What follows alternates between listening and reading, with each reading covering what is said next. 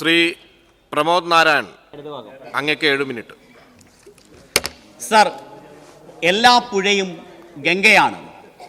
എല്ലാ ചോലകളിലും പുലരുന്നത് ജോർദാൻ അരുവിയുടെ കാരുണ്യമാണ്.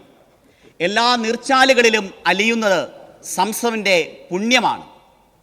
ജാതി മത കുല ഭേദങ്ങളാൽ വരഞ്ഞ അതിർത്തികളെയെല്ലാം ഒരുമയുടെയും മമതയുടെയും ജലധാരകളാൽ മായ്ച്ചു കളയാനാകും എന്ന് ലോകത്തിന് കാണിച്ചു കൊടുത്ത നാടാണ് നമ്മുടെ കേരളമെന്നും ആ കേരളത്തിൻ്റെ മഹിതമായ സങ്കല്പത്തിൻ്റെ ആധാരപ്രേരണയാകുന്നത് ഇടതുപക്ഷം നടത്തിയ നെഞ്ചുരഞ്ഞ പോരാട്ടങ്ങളാണ് എന്നും ആമുഖമായി സൂചിപ്പിച്ചുകൊണ്ട് ശുദ്ധജലം ഉൾപ്പെടെയുള്ള ധനാഭ്യർത്ഥനകളെ ഞാൻ പൂർണ്ണമായി പിന്തുണയ്ക്കുകയാണ്. T.S. എലിയറ്റിൻ്റെ വേസ്റ്റ്ലാൻഡ് എന്ന നൊബൽ സമ്മാനം കിട്ടിയ കവിത ആരംഭിക്കുന്നത് April is the cruellest month എന്ന നാനാർത്ഥങ്ങൾ ചിതറുന്ന വരികളോടെയാണ്. ഏപ്രിലും മെയിലും മാസങ്ങളിലാണ് മലയാളികൾ പങ്കുവച്ചിരുന്നു ഉഷ്ണം പുരണ്ട ഒരു കുശലം, എന്തൊരു ചൂടാണിത്.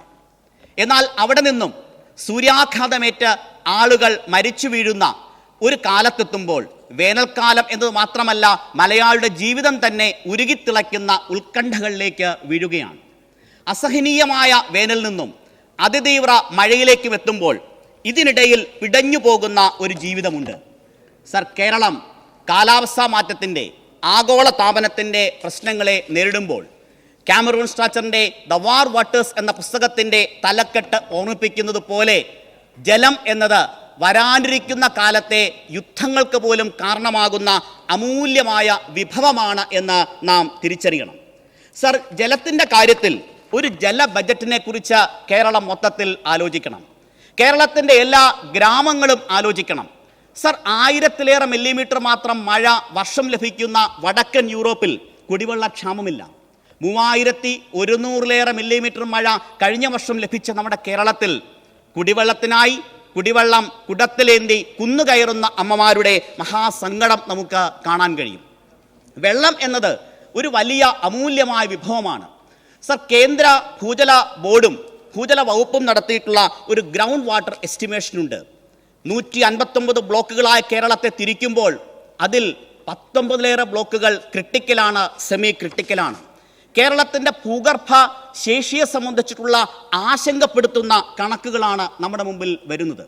സർ, കേരളം വളരെ ഗൗരവത്തോടെ നാം എല്ലാം ഒരുമിച്ച് നിന്ന് വരുംകാല കേരളത്തിന് വേണ്ടി ഒരു വലിയ ജനകീയ മുന്നേറ്റം സംഘടിപ്പിക്കണം. സർ, ബൃഹത്തായ പദ്ധതികളെക്കുറിച്ചല്ല നാം ചിന്തിക്കേണ്ടത്. കേരളത്തിന് ഭൂമിശാസ്ത്രപരമായി പ്രാദേശികമായിട്ടുള്ള ഒരു സമീപനം നമുക്കുണ്ടാകണം. സർ, എല്ലാ പഞ്ചായത്തുകളിലും പെയ്യുന്ന മഴയുടെ മഴ മാപിനികൾ ഉണ്ടാകണം. വേനൽക്കാലത്ത് നമുക്ക് എത്രമേൽ ഉഷ്ണം, എന്നാൽ മഴ പെയ്യുന്ന സമയത്ത് മഴ ഇങ്ങനെ പെയ്തു വീഴുകയാണ്. ഈ മഴയെ മണ്ണിൻ്റെ അടരുകളിലേക്ക്, ആ മൺപാളികളിലേക്ക് എത്തിക്കാൻ കഴിയുന്ന റീചാർജിങ് സമ്പ്രദായം എന്നത് കേവലം ഒരു അക്കാദമിക് ചിന്തയല്ല സാർ, അതൊരു വലിയ പരിഹാരമാണ്. നമ്മുടെ കുളങ്ങൾ നാം മറന്നു. ആ കുളങ്ങൾ നൽകിയ മമതയുടെയും സ്നേഹത്തിൻ്റെയും ഒരു വലിയ ഈർപ്പമുണ്ടായിരുന്നു. കിണറുകളെ നാം മറന്നു. നമ്മുടെ തണ്ണീർത്തടങ്ങളുടെ സഞ്ചയങ്ങളെ നാം മറന്നു. മാലിന്യങ്ങൾ നിക്ഷേപിക്കാനുള്ളതാണ് നമ്മുടെ നിർമ്മലമായ പുഴയുടെയും ഒക്കെ ഉറവിടങ്ങൾ എന്ന് നാം കരുതുന്നു. സർ, ഇതൊരു അവബോധത്തിൻ്റെയും സമീപനത്തിൻ്റെയും പ്രശ്നമാണ്.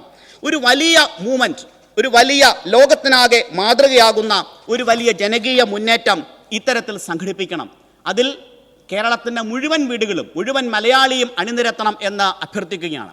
സർ, ഉറവിടത്തിലേക്ക് നമ്മുടെ നീർച്ചാലുകളെ മലിനപ്പെടുത്തുന്നതിനെ കുറിച്ച് പറയുമ്പോൾ ഒരു കാര്യം, ഒരു വാൽകഷ്ണം എന്നതുപോലെ തോന്നിയൊരു ചിന്ത കൂടി പങ്കുവെക്കുകയാണ്. പ്രകൃതി സംരക്ഷണത്തെക്കുറിച്ചിട്ടുള്ള സെമിനാറുകളിൽ പോലും മുന്നിൽ നിൽക്കുന്നത് പ്ലാസ്റ്റിക് നിറച്ച കുപ്പിയിലെ ജലമാണ്. ഒരു പരിഹാസ ചിരി ഉയരുന്നുണ്ട് സാർ. ബഹുമാനായ മന്ത്രി അങ്ങ് പ്രഖ്യാപിച്ചൊരു മാതൃകാ പദ്ധതിയാണ് ബയോഡിഗ്രേഡബിൾ കുപ്പി.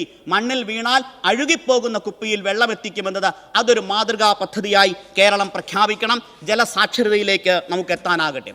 സർ, ജൽജീവൻ മിഷൻ ഞാൻ അഭിമാനത്തോടെ പറയുന്നു, ഒരു മൂടുപടത്തിൻ്റെയും ആവശ്യമില്ല. പൊതു സമൂഹത്തിന് ഏറ്റവും വെള്ളം എത്തിക്കാൻ കഴിയുന്ന തരത്തിൽ, കേരളത്തിന് ദാഹമകറ്റാൻ കഴിയുന്ന തരത്തിൽ ജലജീവൻ മിഷൻ പദ്ധതി ഇച്ഛാശക്തിയോടെയാണ് കേരളത്തിലെ ജലവിഭവ മന്ത്രി ശ്രീ റോഷി അഗസ്റ്റിൻ്റെ നേതൃത്വത്തിൽ നടപ്പിലാക്കുന്നത്. കേരളത്തിൻ്റെ എല്ലാ മേഖലയിലും വെള്ളമെത്തിക്കാൻ ആ പദ്ധതിയിലൂടെ ഈ സാമ്പത്തിക പ്രയാസം നിന്ന് തന്നെ കഴിയും. സർ, ശബരിമല എൻ്റെ മണ്ഡലത്തിലാണ്. ശബരിമലയിൽ എത്രയോ കാലമായി ടാങ്കറുകളിലാണ് വെള്ളം എത്തിച്ചിരുന്നത് എങ്കിൽ ഇത്തവണ നിലയ്ക്കലേക്ക് നേരിട്ട് വെള്ളം എത്തിക്കാൻ കഴിഞ്ഞത് മന്ത്രിയുടെ നേരിട്ടുള്ള ഇടപെടലിലൂടെ സമർപ്പിതമായ വാട്ടർ അതോറിറ്റിയിലെ ഉദ്യോഗസ്ഥ പ്രവർത്തനത്തിലൂടെയാണ്. ഞാൻ അതിന് പ്രത്യേകമായി അങ്ങേ അഭിനന്ദിക്കുകയാണ്. സർ, ചില ഒരു സജഷൻസ് മാത്രം വെക്കുകയാണ്. നമുക്ക് ഒരു ടെക്നിക്കൽ ഓഡിറ്റിംഗ് വേണം. കേരളത്തെ മൊത്തമായി ഒരുപോലെ കണ്ടാൽ പോരാ. റാന്നി പോലുള്ള മണ്ഡലങ്ങൾ മലയോര മേഖലയാണ്. ഒരു ടെക്നിക്കൽ ടീമിനെ വെച്ചിട്ട് പദ്ധതികൾ ഓഡിറ്റ് ചെയ്യണം. അതിൽ എടുക്കാവുന്ന സജഷൻസ് ആണ്. സർ, 1 മിനിറ്റ് കൂടി അധികമായി അനുവദിക്കാൻ അഭ്യർത്ഥിക്കുന്നു. സർ, നമ്മുടെ ടെൻഡർ 10% എക്സസ് വന്നാൽ, അല്ലെങ്കിൽ ബെല്ലടിക്കേണ്ട, ഞാൻ കൃത്യമായി 1 മിനിറ്റ് കഴിയുമ്പോൾ നിർത്തിക്കൊള്ളാം. സർ, 10% എക്സസ് വന്നാൽ ക്യാബിനറ്റിലേക്ക് പോകണം, ഗവൺമെന്റിലേക്ക് പോകണം. മുൻപത് കേരള വാട്ടർ അതോറിറ്റി ബോർഡിന് തന്നെ തീരുമാനിക്കാമായിരുന്നു. സർ, ഒരുപാട് കാലതാമസമാണ് വരുന്നത്. നമുക്ക് അക്കാര്യത്തിൽ തീരുമാനങ്ങൾ തിരുത്താനാകണം. സർ, WTP ഇപ്പോൾ പൈപ്പിടുന്നു, പക്ഷെ നമ്മളുടെ സോഴ്സ്, നമ്മുടെ WTP വെല്ലുകൾ, ഇത്തരം കാര്യങ്ങളിൽ അടുത്ത ഘട്ടമായി ടെൻഡർ ചെയ്യാനോ, ടെൻഡർ എടുത്താൽ കോൺട്രാക്ടർമാർ വരുന്നില്ല എന്ന് പറഞ്ഞോ JJMന് വേണ്ടി കാത്തിരിക്കേണ്ട കാര്യമില്ല. വാട്ടർ അതോറിറ്റിക്ക് തന്നെ ചെയ്യാൻ കഴിയുമോ എന്നത് പരിശോധിക്കണം. സർ, 30 വർഷത്തെ കാത്തുകൊണ്ടാണ് നമ്മൾ പദ്ധതികൾക്ക് രൂപകൽപ്പന ചെയ്തത്. സർ, 3 MLDക്ക് മേളിലുണ്ട്. നമ്മൾ എന്തിനാ അൾട്ടിമേറ്റ് ഡിമാൻഡിന് വേണ്ടി കാത്തിരിക്കുന്നത്? ഒരു പ്രഷർ ഫിൽട്ടർ വെച്ചാൽ നമുക്ക് അടിയന്തരമായി സർ വെള്ളം എത്തിക്കാൻ കഴിയും.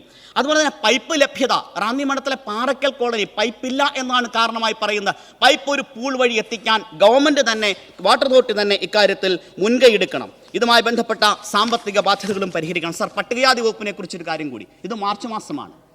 അറിവും തൊഴിലുമാണ് ഏറ്റവും വലിയ മാറ്റത്തിലേക്കുള്ള വഴി എന്ന് 1912 ഇതേപോലെ മാർച്ച് മാസത്തിൽ ധീരനായ വിപ്ലവകാരി അയ്യങ്കാളി നടത്തിയ വലിയൊരു പ്രഖ്യാപനത്തിന്റെ അതിന്റെ മാറ്റുലികൾ ചരിത്രത്തിന്റെ ചിറകിലേറി ഈ നിയമസഭാ മന്ദിരത്തിൽ പോലും അലയടിക്കുന്നുണ്ട്.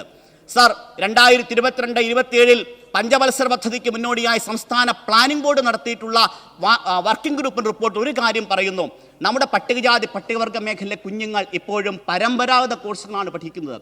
സെൻട്രൽ യൂണിവേഴ്സിറ്റികൾ, നമ്മുടെ നാഷണൽ ലോ സ്കൂളുകൾ, ഇവിടേക്ക് എത്താൻ കുഞ്ഞുങ്ങൾക്ക് കഴിയുന്ന ഒറ്റ മിനിറ്റ്, പട്ടികജാതി വിഷയമാണ്, ഒറ്റ മിനിറ്റ് കൂടി. സർ, അവരെ അവിടേക്ക് എത്തിക്കാൻ കഴിയുന്ന സ്കോളർഷിപ്പ് പോലെ തന്നെ മെന്റർഷിപ്പുകളും വേണം. Sir, national survey on higher education കണക്ക് കൂടി പറയുന്നു. ഗ്രോസ് ഇൻഡെക്സ് റേഷ്യോ എടുക്കുമ്പോൾ ഏറ്റവും പുതിയ കോഴ്സുകൾ, വൈജ്ഞാനിക രംഗത്ത് മാറ്റമുണ്ടാക്കുന്ന കോഴ്സുകളിലേക്ക് എത്തുന്നത് 25.9% കുട്ടികൾ മാത്രമാണ്. അത്തരത്തിലുള്ള പദ്ധതിക്ക് കൂടി പട്ടികജാതി വകുപ്പ്, പട്ടികവർഗ വകുപ്പ് മുൻകൈ എടുക്കണം എന്നുകൂടി അഭ്യർത്ഥിച്ചുകൊണ്ട്, ജലത്തിൽ തുടങ്ങി അന്നത്തിൽ തീർക്കുമ്പോൾ റാന്നിയിൽ ആദിവാസി കുരികളിൽ നേരിട്ട് റേഷൻ എത്തിക്കണമെന്ന ആദ്യത്തെ നിവേദനം പരിഗണിച്ചുകൊണ്ട് വാതിൽപ്പടി റേഷൻ നടപ്പിലാക്കിയ ഭക്ഷ്യ സിവിൽ സപ്ലൈസ് മന്ത്രിയെ കൂടി അഭിവാദ്യം ചെയ്തുകൊണ്ട് ഞാൻ എൻ്റെ വാക്കുകൾ അവസാനിപ്പിക്കുന്നു.